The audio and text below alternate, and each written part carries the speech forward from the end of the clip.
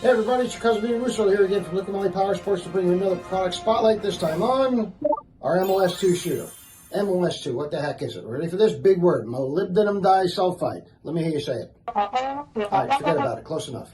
So, what does it do? Well, when used correctly in bikes with the wet clutch or non-wet clutch, separate lubrication, 2-stroke, 4-stroke, it floats around in the oil, it's smaller than a blood cell, passes through every filter, but it loves to form an extremely protective and pressure-resistant boundary between all wear surfaces. So anywhere metal to metal is coming in contact, this baby's in there protecting it, all right? And it also provides cold start lubrication.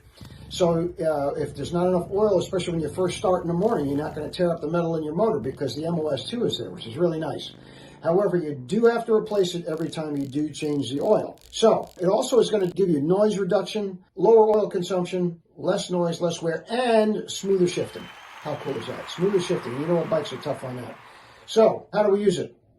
On the 4 strokes, whether it's separate or combined bath lubrication, it's 1 shot to 1 quart of oil. Don't exceed that. You don't exceed that, and the wet clutch will work perfectly if it's in the wet clutch bath.